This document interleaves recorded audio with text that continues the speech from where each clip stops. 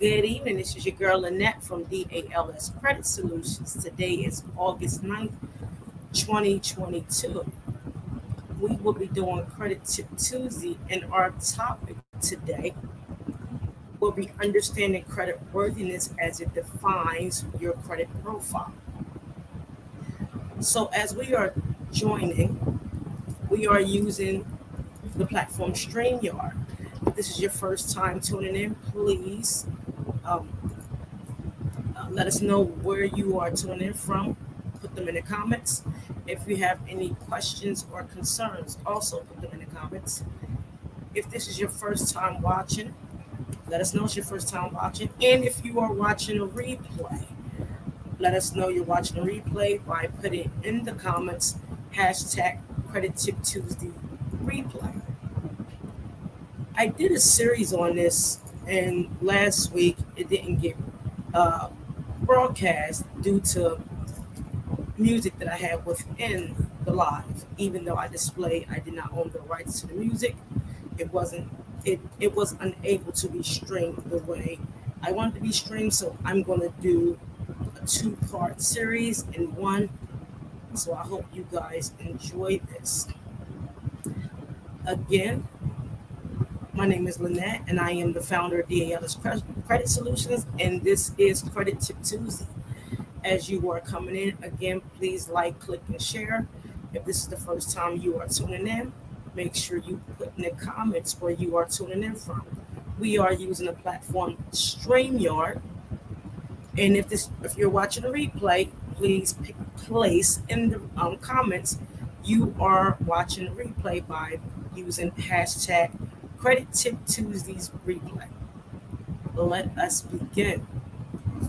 So I did this series again last week, and it didn't get the visibility that I wanted. So I'm going to do the entire series, part 1 and part 2 today. So the goal is for you to understand your personal credit, increase your credit worthiness while looking over your reports. So I'm going to be using some slides. If you want a copy of the slides, put your email in the comments and I will send them directly to you. So I'm going to introduce this as if you never looked at your credit report one day in your life. I know I've educated for over 2 years regarding credit and its dynamics, but I want to have everyone look at this as if they never saw their credit reports. I'm also going to put in the comments, again, if you have questions, let me know. So when you're reviewing your credit score, there are several credit reporting agencies, and the reporting agencies are no more than a storehouse that reports patterns, trending data of who you are. As they collect information from different areas, they report this on your credit profiles. It's your job to make sure that it is accurate. So the credit data reporting agencies are the following: Equifax, which was one of the first credit bureaus established; Experian, TransUnion, Innovis, Check Systems, and LexisNexis. LexisNexis is one of the largest data sources on the planet, and it stores any and all reports from previous convictions, speeding tickets, evictions, court dates, whatever. LexisNexis displays this. They also give a visibility on who your neighbors are, who you've been in contact with. So again, LexisNexis is the largest data source in the United States, and the other bureaus that are nonprofits are Equifax, Experian, TransUnion, Innovis, and Check Systems. Check Systems is a credit reporting agency that looks at the activity of your banking. So that's another report. Again, Equifax, Experian, and TransUnion are the three main data sources. Innovis is one that is used mainly to put freezes on your credit, which we don't recommend. Check systems is how they look at your activity on deposits, if you have any negative accounts, overdraft fees, things of that nature, and that's a scoring system. And LexisNexis, again, which is the largest database in the United States that holds more than the score. It holds all previous convictions, addresses, relatives, relative charges, any type of issues that you had that's not within the main credit reporting agencies. LexisNexis will have it displayed. So, as you are reviewing the credit report, you have to make sure that the data on the credit profile is accurate. As consumers, it is your responsibility, our responsibility, to know what's on your credit report. If the first thing you'll look at is your name, is your name spelled correctly? Your address, your date of birth, social security number, workplace, etc. My name is Lynette. It's spelled Lynettee. I've seen it Linneettee. I've saw it Lynneettee. So forth and so forth. Whatever's on your birth certificate, make sure it is factual on all credit reporting databases.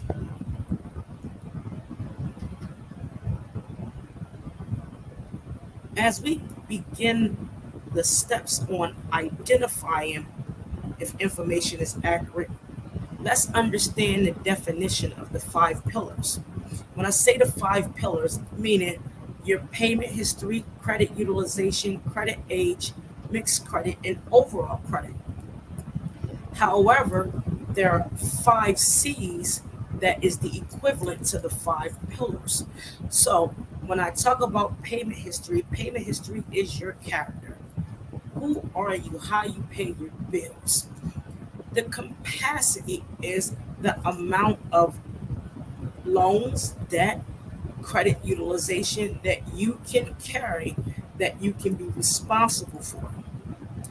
Capital is how long you had your accounts and what type of, you know, funding you have, money you have.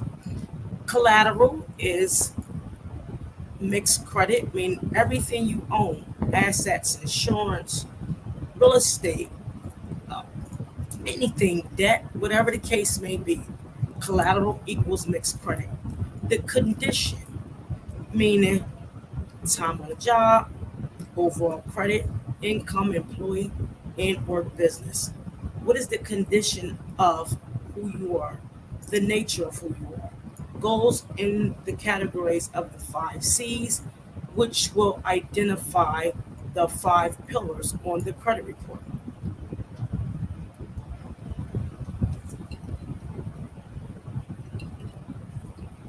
As everybody is tuning in, my name is Lynette. I'm the founder of DALS Credit Solutions. Today is August 9th, and we are doing Credit Tip Tuesday. We are using the platform StreamYard to deliver the source of data that everybody can see how to look at their credit reports. Again, I am educating on a level as if you never looked at your credit reports. It's very important.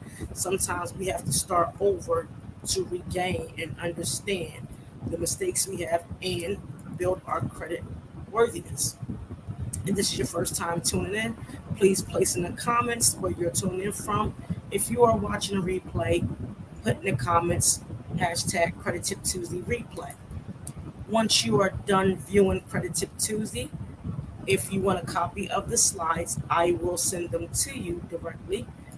If you have questions regarding the information that I am delivering, also put them in the comments so I can answer them accordingly.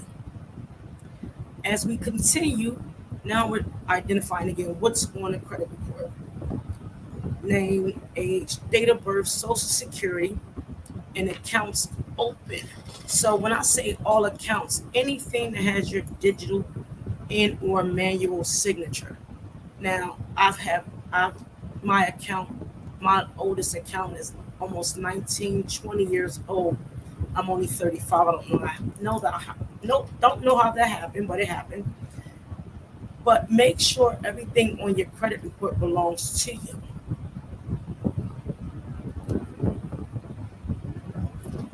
As we continue, there are two types of scoring models. We have the vintage score, which is a scoring system that would give you a higher score, not generally used with corporate lending. The FICO scoring models 2, 3, 8, 9, and 10 is generally used for to extend lines of credit. The scoring model and percentages have two different areas. That's why the Vantage score displays a higher credit score model. However, it's one of my favorites because it gives you more of a breakdown on how you are reviewing your credit. The FICO scoring system is the oldest model and it is more respected and utilized with corporate lending and, different lines of credit. With the vintage scoring system, you have payment history, which is 40%. Depth of credit is 21%. Utilization is 20%. The balance is 11%. The recent credit is 5%, and available credit is 3%.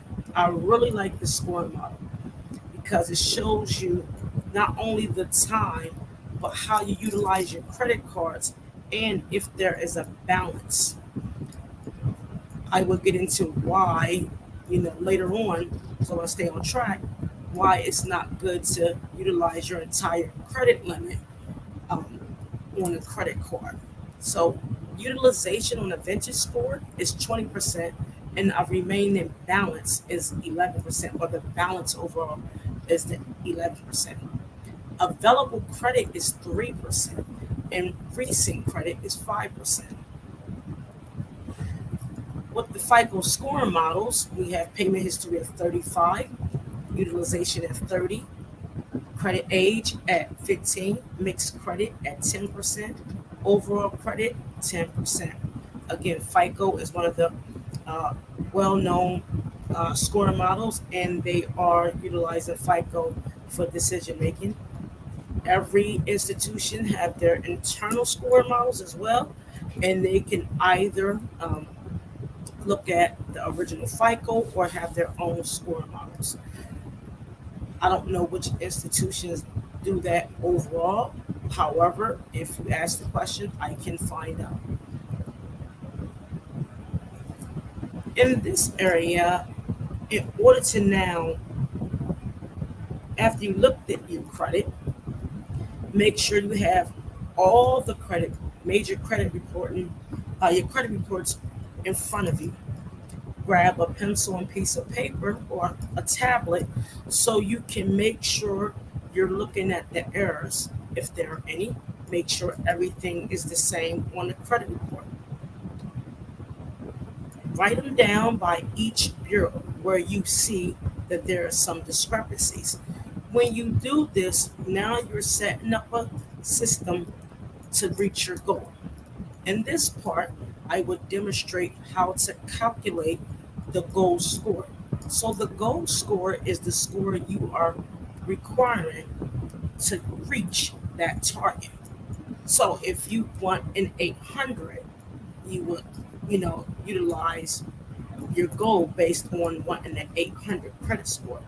Everything I do is numerically um, because I want the individuals to see how we come up with a plan in order for you to look at your information and how to start. So I use the average credit score in the United States is roughly 650. So say if you have a 650, which is the current score, and you want an 800 credit score, we will utilize the FICO scoring systems because it's the most used, and we want to make sure that you reach your goal based off of this method.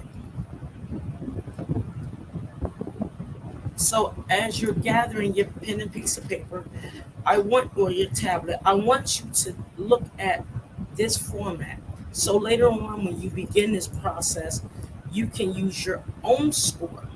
As you're following along, I want you to understand how I got this, what is the purpose, and how it works. So I'll let everybody take a few minutes to get their pencil and piece of paper and your tablet, and I will be right back. So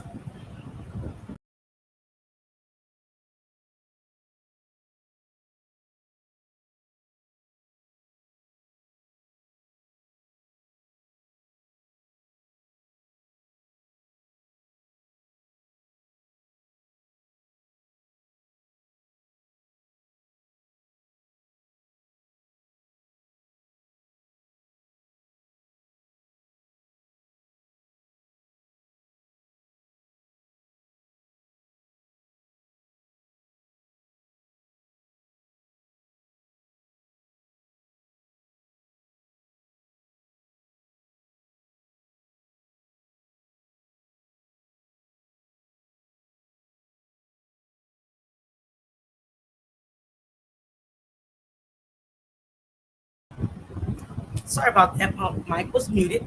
So everybody should have had time to get their tablet and pencil. Again, I want you to follow the exact numbers. So when you finish this, you'll understand how I got it, why it's effective, and this method you can utilize when you're starting your process. So again, we use the goal score at 800 and the current score at 650. So in order for you to reach your goal of 800, we're going to implement the 5 pillars on the FICO scoring system. And that is payment history of 35%, credit utilization at 30%, credit age at 15%, mixed credit and overall credit at 10%. When you add 35, 30, 15, 10, and 10, you're going to get 100% of your credit score. In order for you to reach your goal, you take the goal score, which is 800, and subtract it by 650, which is the overall credit score in the United States. When you subtract both of those numbers, you would get 150. 150 is the number you need to get to your 800. And the way you find out where the areas on your credit report that's giving you the most trouble is by numerically finding out what number is keeping you away from the 800 based off of your payment history, credit age, mixed credit, overall credit, and credit utilization. So you want to take the 150. And again, I said payment history is 35%. Now you're going to take the 35% and turn it into a decimal point. All those that hate math, please, it's okay.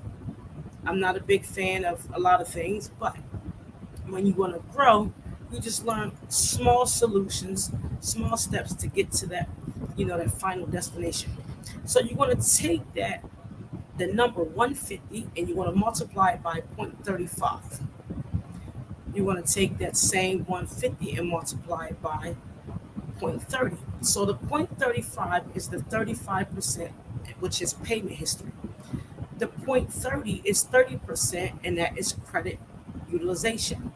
You're going to take the same 150 and multiply it by 0.15, which is credit age, and you're going to take the same 150 and multiply it by 0.10 twice, and that is mixed credit and overall credit. Once you get those numbers, take your time. Again, if you need the slides, put your email in the comments and I will send them to you directly. When you multiply 150 times 0.35, which is your payment history, you will know 52.5 points is the number you need to get closer to your 150.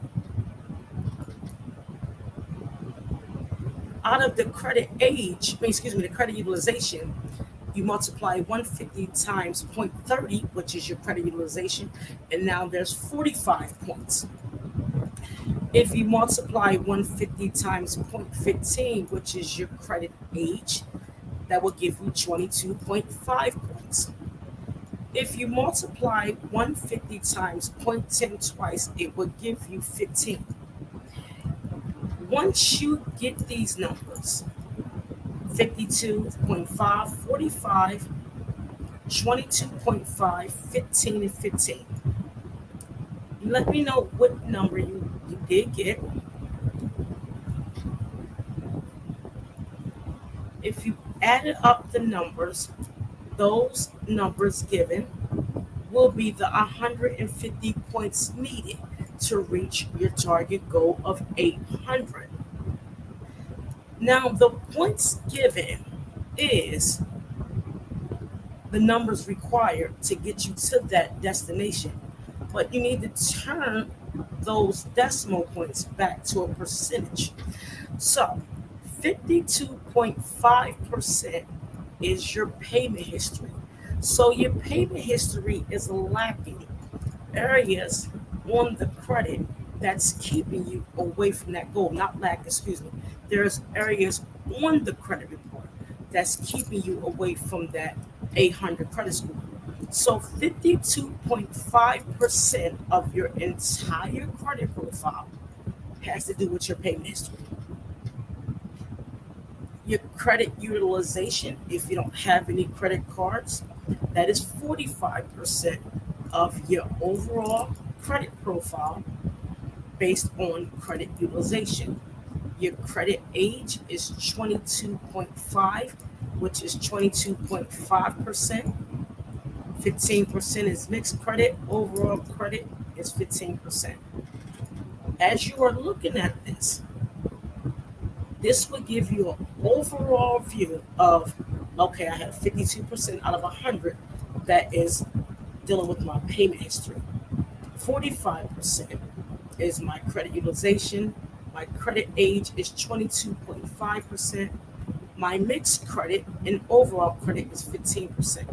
Again, if you add all of those points up, it would equal the 150 points that will allow you to get to your goal of 800. Now, as you're looking at your credit profiles, meaning with all the credit bureaus, credit reports in front of you, not just one, all of them, TransUnion, Equifax, Experian, Check Systems, LexisNexis, get your reports. Review your reports. This is not going to take 2, 3, 4 hours. This might take you a little longer, but can you imagine spending the time now so you don't have to spend extra later? Trust me, I have been in this boat more than once, and the way I educate on this is the mistakes that I made growing up, and even as I, getting older, on how to understand not only the credit report but behavior spending. These factors are extremely important in order for you to reach your goal. Look at all of the information and start taking notes. So, the first step on how to get to your 150 points is, again, more math, but it's simple math. So, as I stated in the previous slide, you need 52.5 points out of the 150 points needed to achieve your overall goal. The question you're probably asking, how is this possible? Before we continue, I want to let everybody know my name is Lynette. I am the founder of DALS Credit Solutions. We are talking about how you can increase your overall credit worthiness by knowing, what's on the credit profile. If this is your first time tuning in, please place in the comments where you are tuning in from. We are using the platform StreamYard. We are going over again different areas of the credit report in its entirety, however, so you can understand how to increase your credit worthiness. If you desire to have a copy of the slides after viewing Credit Tip Tuesday, you can put your information in the comments and your email in the comments, and I will send them to you. If you have any questions regarding this method, I can also answer any questions you have. As we continue, we are on the section of how are we going to get to these 150 points based on the 5 pillars on the credit report. I'm not never wearing lipstick again. This cute stuff is all right for some of y'all prissy people, but this is too much. And I love y'all. So, again, as I stated in the previous slide, 52.5% or 52.5 points is needed. So I gave an example. If you have 11 late payments on the credit report, the area that needs addressed is payment history. So if you have late payments, this is going to decline your payment history, and this is why 52.5% of your credit report is having negative outcome regarding payment history. So the way you look at this, I said you have 5 late payments on the credit cards and 6 late payments in collections. I utilize this example because this is what I normally see on credit profiles. So in order for you to get to this goal, you're going to divide the 52.5 over 11. The 52.5 is the number of points divided by the number of late payments on your credit report. When you do this, every time a negative area is removed or it aged, meaning it gets older, you will gain 4.77272727 points every credit reporting cycle. This is just your payment history. Again, if you have an issue on your payment history based off of this example, the number of points needed to reach your goal is 52.5, which is 52.5% of your credit profile. Regarding payment history, the example I use, if you have 11 late payments in several areas of the credit report. So if you have 5 late payments on the credit cards, 6 late payments in collections, let's explore the math. The way I get the numbers in the points, so 52.5 divided over the number of late payments will give you every credit reporting cycle 4.77272727 points. So every time the late payment is removed or aged on the credit profile, you will gain roughly 4.77 points. To test my math, we all know division is the reciprocal of multiplication. You can add the 4.77272727 times 11, and you will get 52.5 points. Yes, I'm not good at math, by the way. Credit utilization is 45 points. So a lot of times people don't have credit cards. And if you do, if you have late payments or the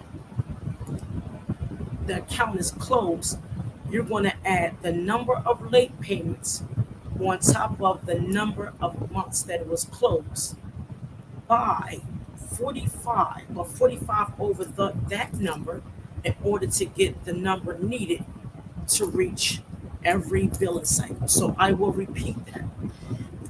Many people don't have credit cards, but if you have credit cards and you have late payments based on this example, you're going to take the number of points that you know that you need to get to the 150 and divide it over the number of late payments within the credit card area.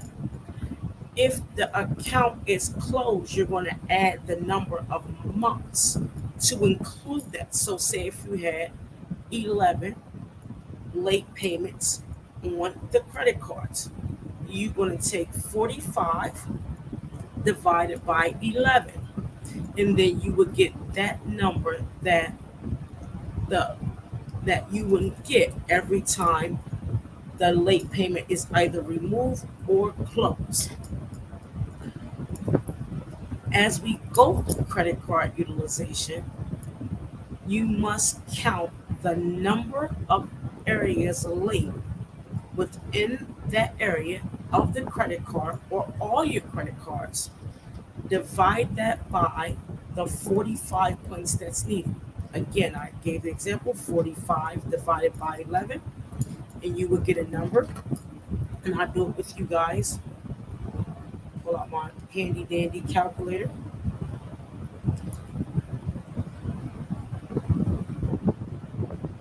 So if you have 11 late payments, you would take 45 divided by 11.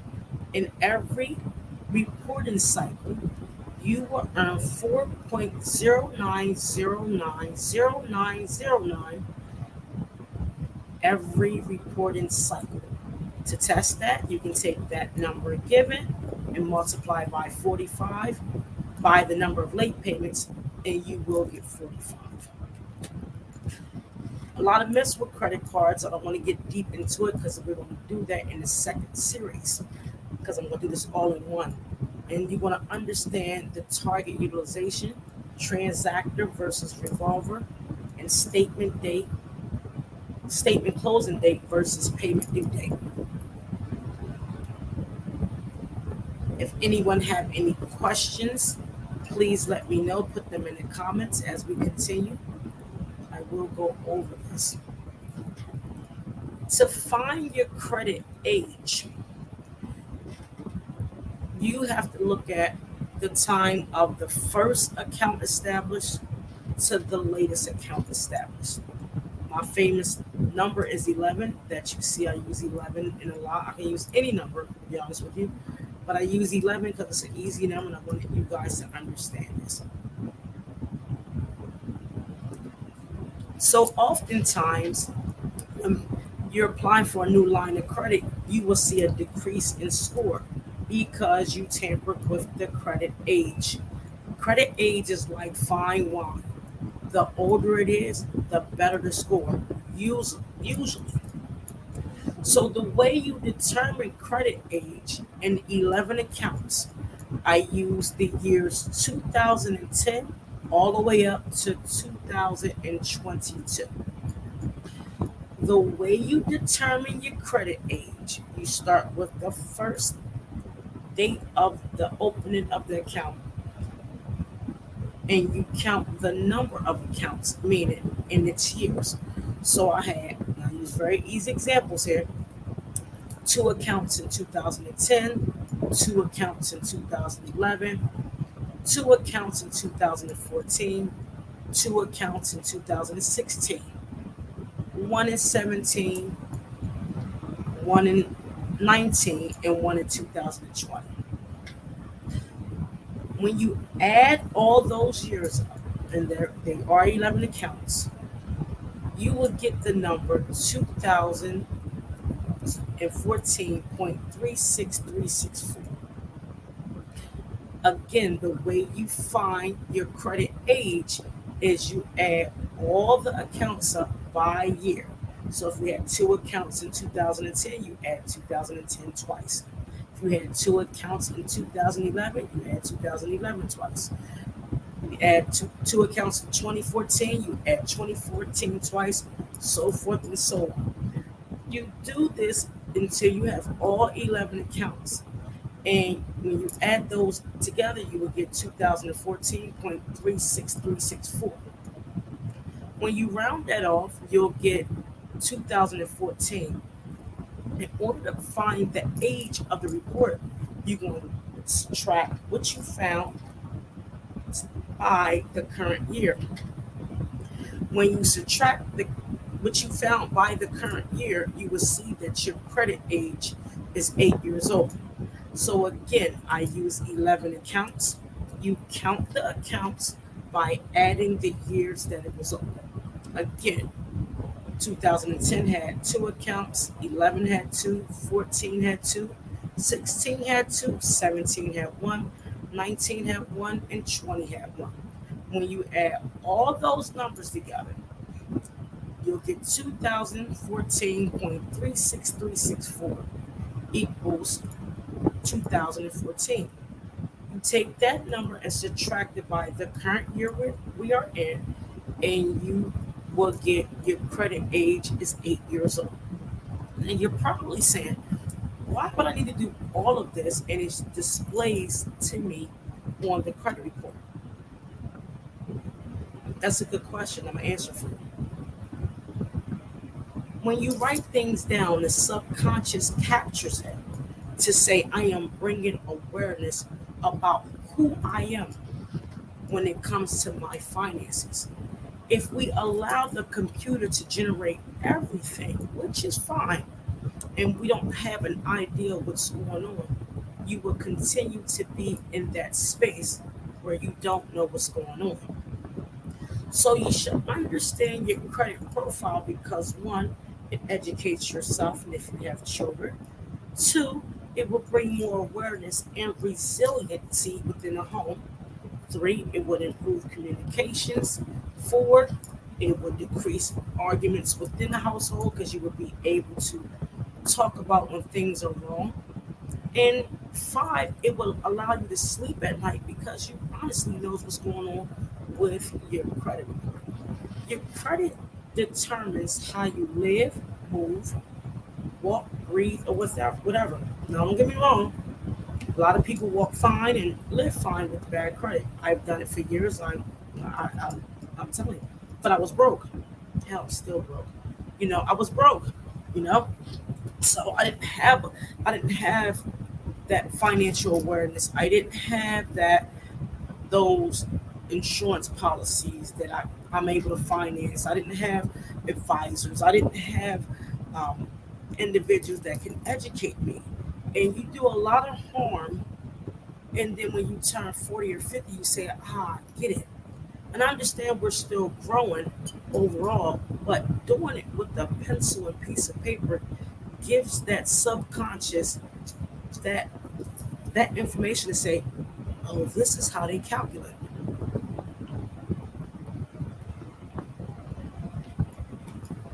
Mixed credit and overall credit is 15%, and that includes your the time on your job, time at residency, applying for lines of credit, assets will determine that 30 points. So mixed credit and overall credit is everything you are doing that as you are looking at your credit profiles, seeing if something is correct or if it's displayed um, not the same as others, you can see where the area is. Again, while you're doing this, use the examples within the slides.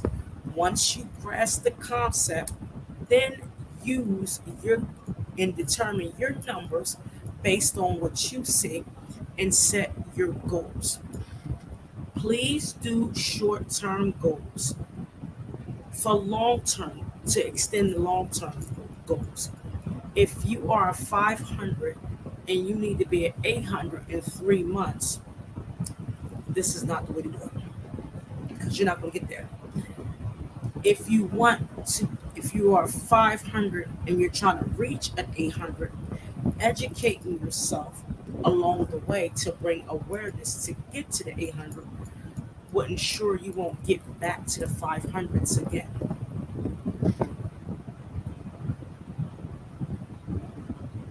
So as I prepare for section two, to give you a recap,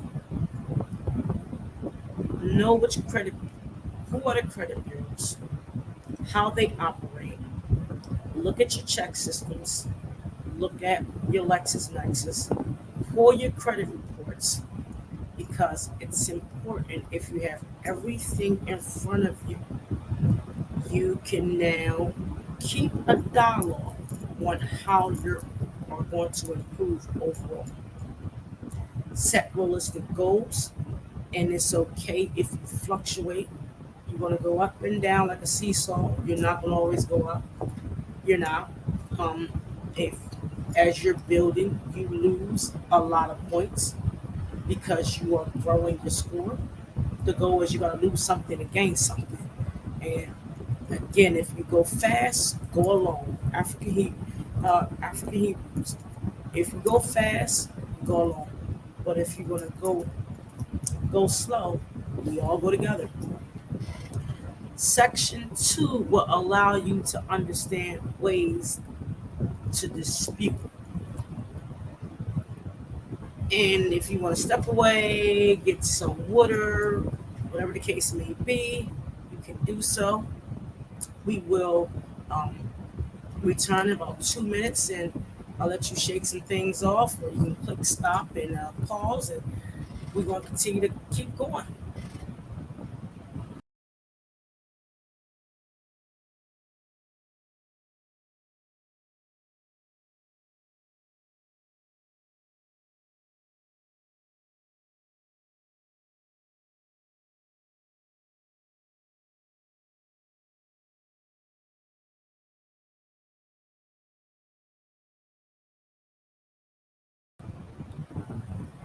All right, I am back. You're probably saying, why is she taking breaks? Because I can. I'm going to take breaks. I'm doing this a whole way through, so you don't have to, look for part two. I'm doing both at the same time because last week I did part two, and I played the song within the live, and Sony said, you can't do that. Well, even though I said you know, said this, I'm not the owner of this music, they still hit a lot of the content. So I'm doing the entire series one stop. We are on series two. My name is Lynette. I am the founder of DALS Credit Solutions. Today is August the 9th, Credit Tip Tuesday, and we're talking about how we can bring awareness regarding your credit profile. I educated in series one as if you never looked at your credit before. I hope this reached people that never looked at their credit report before, and I also hope that it reached people that may have looked at their credit or in the process of rebuilding their credit, uh, find some knowledge in this to keep and continue to grow. We are using the platform StreamYard. If you have any questions, comments, or concerns, please place the information in the chat. Let StreamYard know who you are so I can see. I will share this throughout social media. Check out my YouTube, LinkedIn, Instagram, Facebook, of course, and my website, www.dalscreditsolutions.com.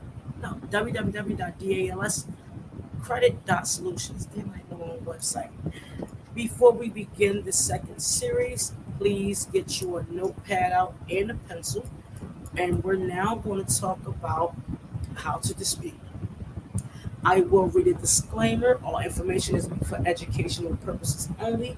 To grow and increase awareness, DLS Credit Solutions will not engage in any illegal activity which is not aligned with the Fair Credit Reporting Act and other federal regulators regarding credit laws. DLS Credit Solutions will not support instructions if you are in the process of removing items on the credit report associated with you by law. It is illegal to remove items on the credit report utilized during the account opening. We do not participate in purchasing trade lines from unknown sources, and we do not support credit privacy numbers, CPNs, fake social security numbers. We are now going to continue with the second series. How to read in the disputing process. Fun stuff. How to read your credit report. As I stated before, pull your credit reports from all agencies. Freecreditreports.com is a source that you can pull your credit report. However, there's a disclaimer clause in there. If you pull from this site, you are giving creditors an additional 15 days to respond if there is an error on the credit report. Now, during the pandemic, it has been extended that creditors have 60 days minimum to respond to your issue.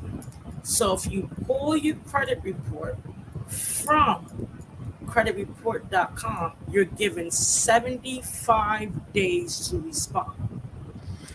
How this can affect you: one, it will keep errors on your report longer. Two, if you do 75, that's 2 months and 5 days out of the year. You break that down, they got 6 times to report. 6 times 2 is 12, roughly. So be mindful where you get this. This is a free source. Getting your reports from MyFICO, Equifax, Experian, TransUnion. You can request them from the credit bureau, excuse me. MyFICO is a paying platform. However, it will allow you to view all your reporting. DALS Credit Solutions does not profit from any information given regarding FICO, LexisNexis, Innovis, check systems, or any other any other credit reporting agencies. So I just want to let you know, if you do go to freecreditreport.com, you will have an additional 15 days to get your reports, your information back, which would give a total of 75 days for a creditor to respond back regarding your complaint. So to recapture what I said earlier, you collect the reports, review the data, review the reports of no mistakes, keep a dialogue. Now we're going to talk about, once you have everything in place, your reports, your documentation, your goals, now you find errors. So the chain of command, a lot of people will make the mistake and remain on a hamster wheel, which I've done in my earlier days. I said it like I've been doing this for 30 years, but I have not. You must respect the chain of command. So when you find the error on a report, look for a number and make the call. Doing this will create a documentation, what do you call that? Sorry. It will create a series of events created before you begin the disputing process. So you have to respect the chain of command. When you call the creditor regarding your report or the issue on your report, people say never give them your information. Well, how the hell are you going to find out if it belongs to you or not? You must give them your information. Call and say, hi, I am Lynette Stevenson, and I saw this collection report regarding medical on my profile. I would like to know, can you let me know who is associated with it, because all I see that is in collections. Give them your current address, because if you're not familiar, let them know. As you're creating a paper trail, this is what I couldn't get earlier, make sure you do one of three things. One, document the time you call.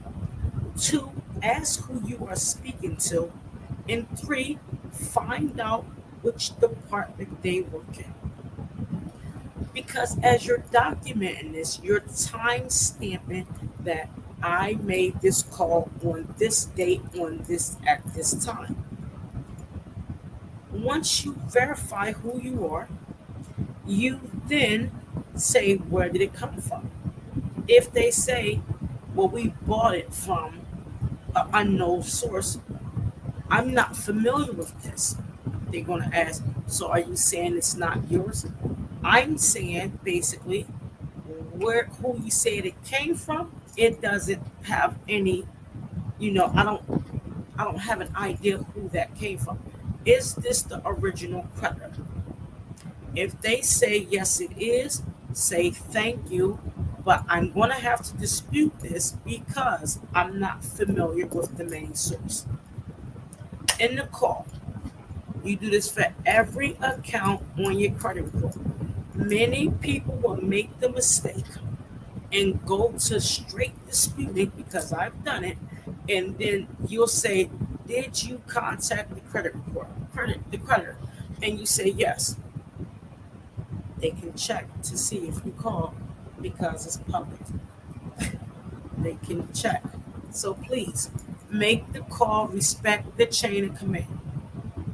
Once you have all your documentation and you created this paper trail, you begin to dispute anything you did not agree with. You do not send the information to the credit bureaus. Many people dispute on at the credit bureaus. I did at one time. I had very little success doing that. The reason being that they're going to do is send all they're going to do is send your information to the credit bureaus and turn around and they're going to say, is this person's account? They're not going to do a full verification. This verification is going to be a 3 to 4 digit e-Oscar code. Again, I used to dispute with the credit bureaus. It does nothing for me. I have nothing against those that do it. To me, the process is just way too long, and all you're doing is sending money, sending certified letters, and only thing they're going to do is stamp them. You're never going to get a real signature, and you're going to remain on this hamster wheel.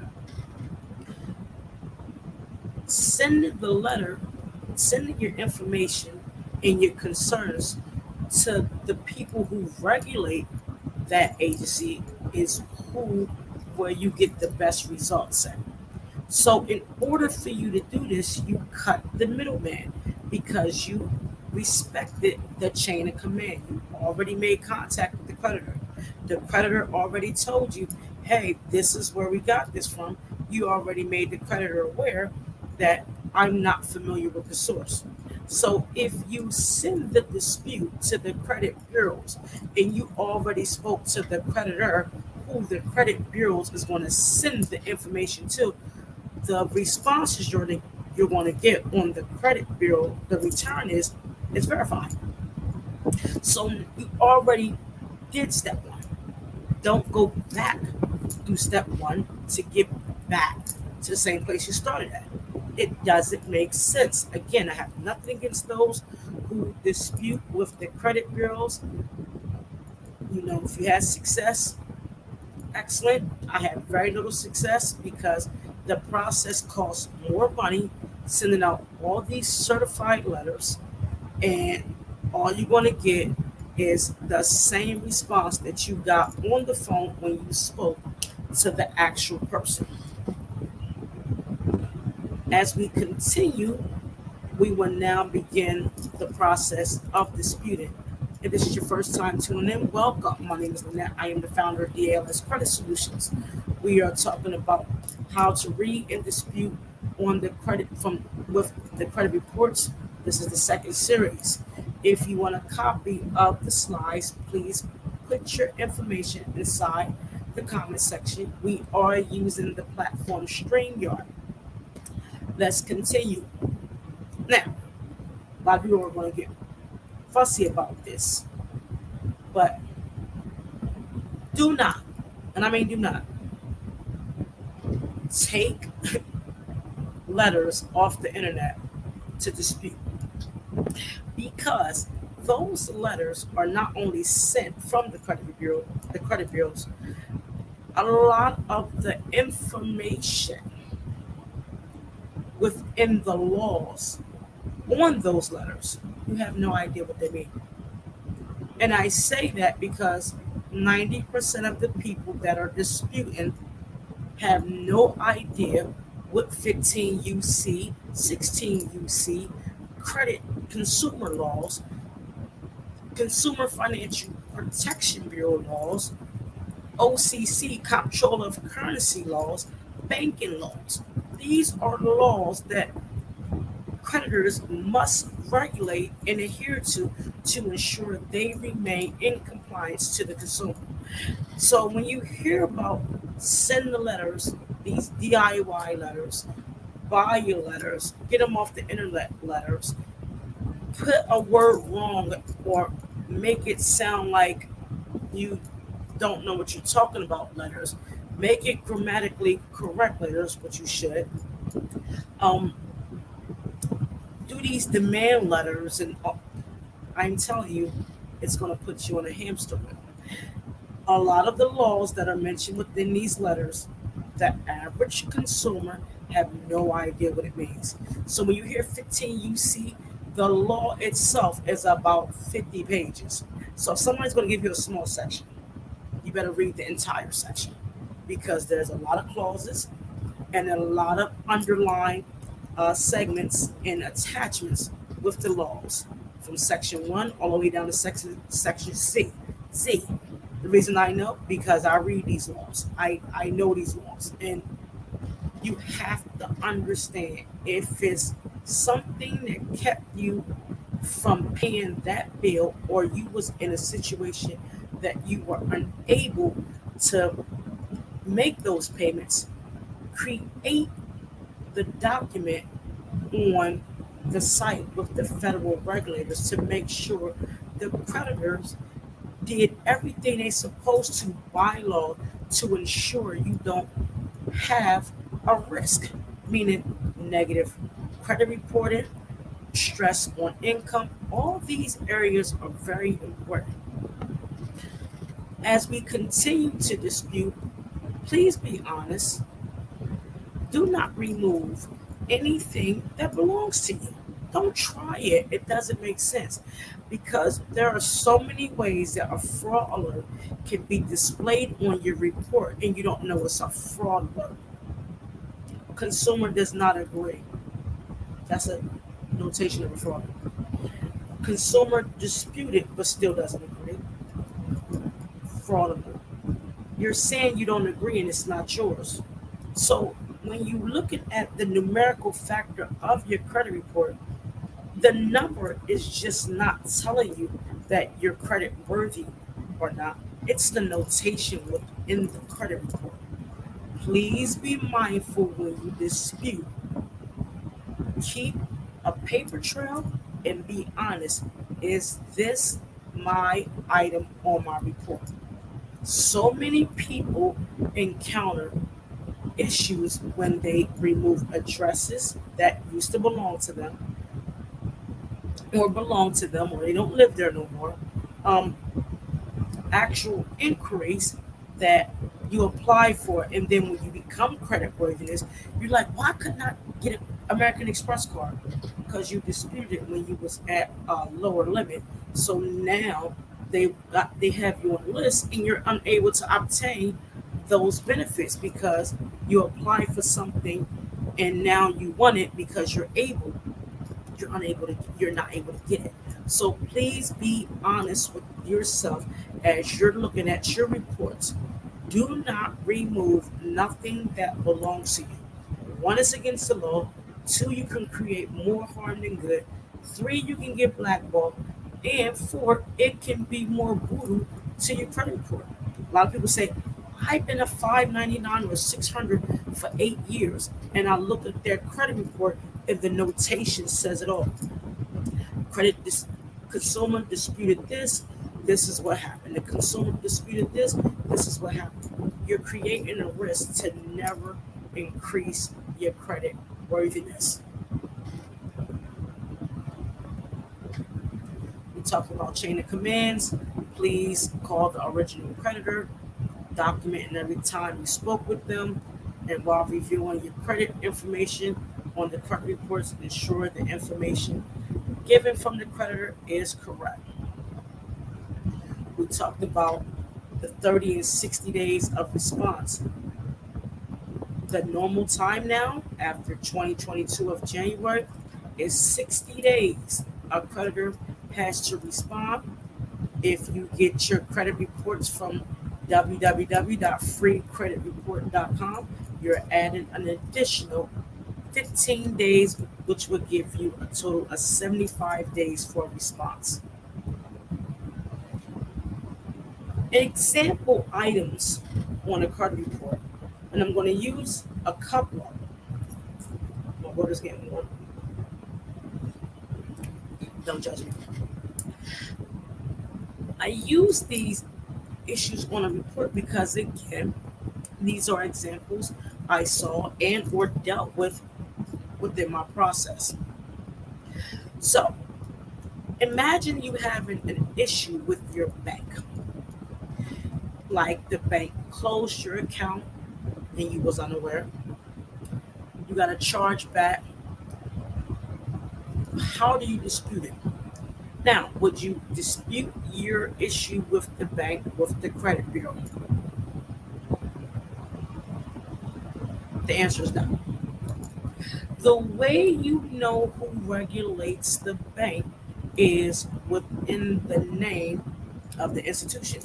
So, for instance, if you have ABCD Federal Credit Union, you would know, is it through the National Credit Union Association, and that's the NCUA, National Credit Union Association, or is it a smaller credit union that adhere to federal laws, but the shareholders or the owners own the actual bank?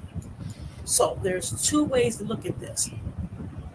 If it's federal, and I'm using a credit union for an example, and I will also use a bank. If it's a federal credit union and it's a larger credit union, you look for the National Credit Union Association. If the members own the credit union, they don't really adhere to the National Credit Union Association. You look at the state you are in and look at the Department of Banking. So I'll use PA, I won't use a bank. It's a certain credit union in Pennsylvania that has been around for quite some time. They are owned by its shareholders. So instead of me doing a dispute with the National Credit Union Association, that's called NCUA, if you Google it, it will, come up and you can learn how to look at those processes of submitting complaints. Excuse me. I went through, since it was a credit union that wasn't regulated by the NCUMA, National Credit Union Association, I went through the Pennsylvania Department of Banking. What I did was explain the client's issue based off of the information given and what happened. When I submitted the complaint through the Pennsylvania National Department of Banking, and for example, this was a repossession on the client, and the way it happened was against the guidelines according to the Pennsylvania Department of Banking. The letter said X, Y, and Z. Based off of what happened, the repossession was fully removed and they received $1,200. So the services they got from me basically paid for itself. That doesn't happen with everybody. However, if you learn these processes and you find violations, you can be compensated at times, not all the time. Again, disputing with the credit bureaus is going to do nothing but send that e-Oscar report to say, is this X, Y, Z? If they say yes, you already made contact. They're going to send it back, says verify.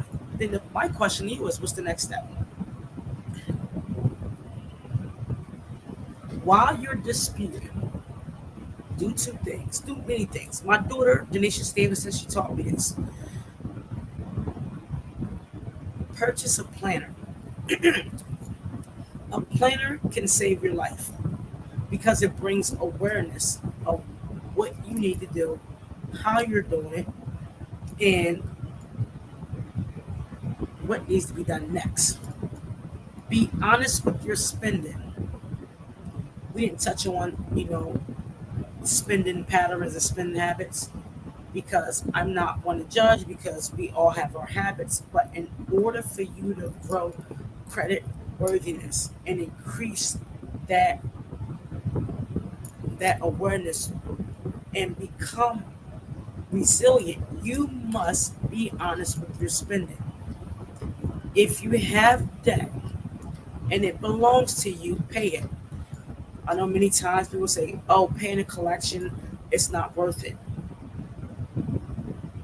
Okay, leave it on there and it's not going to be worth it. So if you pay a collection, ask it for it to be removed and then use the steps that I mentioned before.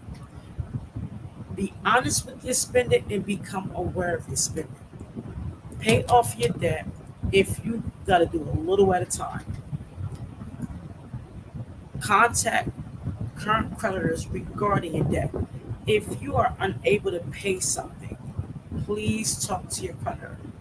I've made the mistake many times in my life. Feel as though it will go away.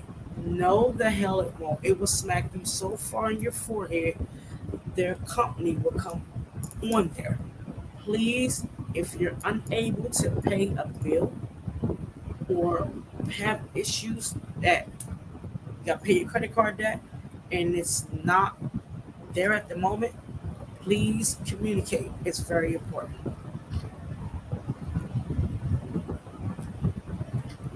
As we conclude, the goal is not for you to finish the race, it's the reason you began. Having the strength to begin this process is brave. Don't allow compromised credit prevent you from starting a business, obtain funding, and all possible opportunities for self and or your business. Be the difference within your home, improving credit, decrease child diversity, pipelines to prisons, and increase positive communications. Continue to be brave as this journey is rough. I will see you on the other side. I love you guys. I thank everyone who tuned in to watch this. I hope that I sow into you that it will make a change because so much is going on in this world that we have to be aware that things are disappearing. It's not the same. It's never going to be the same. And it's going to get worse. We are transitioning to the cashless, meaning money will become obsolete one day. I don't know if it's going to be fully removed. I'm letting you know, put your money in insurance or keep it under your mattress. Obtain credit, learn how to understand money and finances because we're coming into a season that the shelves are empty. We're coming to a season where we're scraping pennies and quarters and dimes. We're coming to a season where it's taking longer for payments to be made on businesses. We're coming to a season that things are slowing down. Be prepared for this upcoming season as if your life depends on it. I'm saying that from the bottom of my heart because I see things that many others do not. And I'm saying this to you to not gain business, but to sow into you to let you know, start this journey now. And I mean start it. Use the information given in order to grow. If you are a small business, get away from the cash flow and go towards accrual. I can't even say the word accrual, excuse me, because cash flows will give you a higher amount. but accruals will give you a stronger return. Understand your financial profiles, understand how you're going to do business. Make sure you are pricing accordingly. It all begins with your personal credit. I'm telling y'all what I know. I felt many times with my credit. I felt many times with my finances. I am very transparent when it comes to me. I had more items on my credit than wig strands in my hair. This process that I'm educating you on, I went through the same journey. It took me 5 years because this is a trial and error for me. The reason I can execute on this because the numerical factors within this content will give you the actual data to grow your credit score. DALS Credit Solutions is very proud that we do not use software to mask the situation. We bring education and awareness to improve the situation. We are proud we are different, and we are thankful that we have individuals like yourself. Please share this content with others. I cannot reach everyone. The individuals that also do credit cannot reach everyone. Be a service and click and share. Don't have to sow into you don't have to sell your business if you don't sow into it.